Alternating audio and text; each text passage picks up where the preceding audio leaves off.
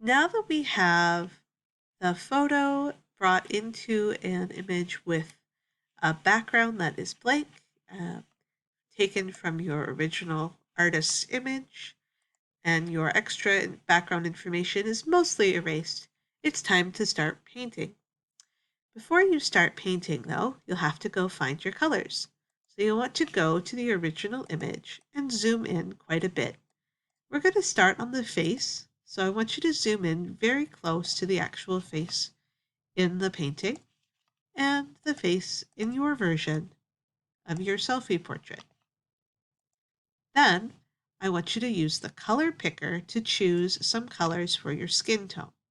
When you get close to a painting, you might notice that the skin tones don't actually really look like skin. They look kind of odd, but when you're further back, it looks okay. So even though they do look kind of odd, I want you to use the colors that the artist chose to do their portrait. So you'll want to click this foreground color picker, and then you'll want to use the color dropper tool, which is this one right here. There are lots of other ways to pick colors in GIMP, but instead of clicking in here to try to guess what it is, we're going to have the computer find it for us. So we're going to click this color dropper, and then you're going to click somewhere on the picture, on the face, and we're going to save several different ones. We want like a base color, and then we want kind of a highlight and a low light and a shadow. So I'm going to find, I think this one's a pretty good sort of face base. So I'm going to click this little arrow to save it. Then I'm going to do another one. I'm going to find a shadow. Oh, that's pretty dark over there. That's good. And I'm going to find another one. I'm going to find a highlight. There's a good highlight. Okay. And then kind of a mid-tone there. Okay, so I have 4 colors saved, and now I'm going to use those 4 colors. So I'm going to click OK. I'm going to go over to my portrait, and I'm going to start painting. But wait, don't start painting on the photograph. We need to make a new layer. So in that Layers tab, click the new layer up at the bottom, or down at the bottom, and then we're going to name this one Skin Base. Click OK, or Enter. And then, so the skin base here is now a new layer, but it's invisible. And I'm going to use my paintbrush. And I might use like a size 10 or maybe 15, depending on how big your face is. And I'm just going to lay down kind of that face shape, and I'm not going to worry about specific, oh, uh, anything weird. Oh, but first, wait a second. I need to back up. I need to make sure I have the color that was supposed to be that base picked. I think this was my mid-tone shadow. So I'm going to click that base color. That was the first one. Then click OK. There we go. So this is the new skin tone that I'm going to be using. And I know you might say, oh my gosh, that's kind of a weird color, Mrs. Miller. It's nothing close to what your skin looks like.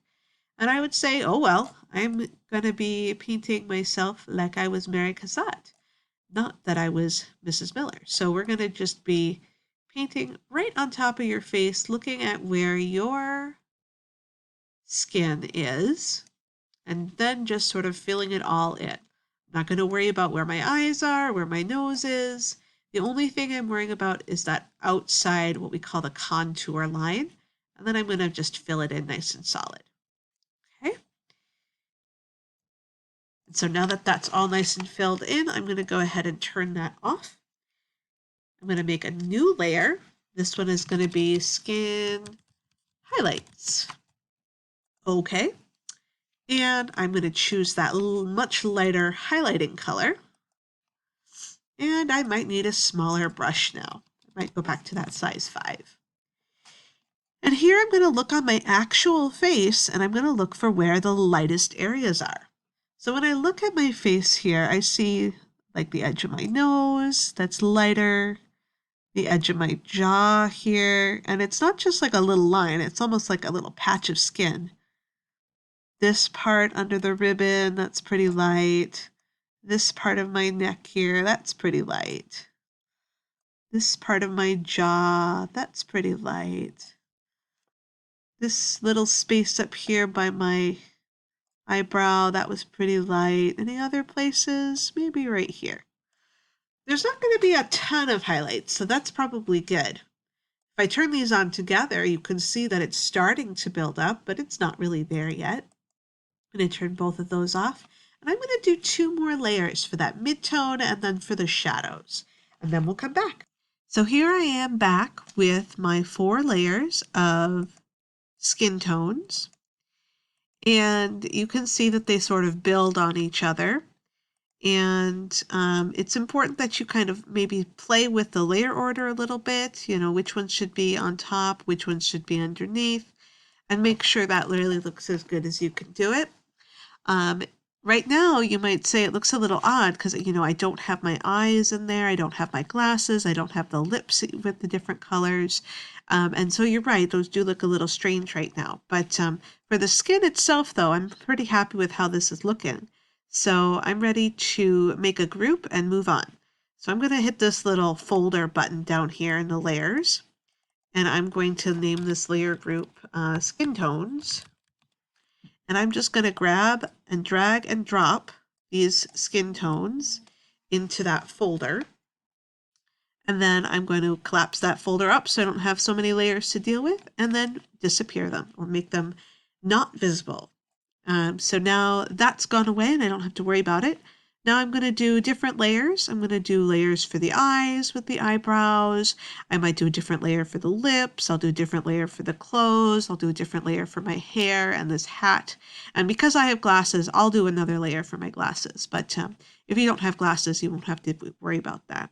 So depending on what you need for yours, you might have some various different layers to work with, but all of those colors for each of those things are going to come from your original artist's choice for colors. So you're going to be painting digitally, but the colors are coming from your artist. Can't wait to see what you guys make.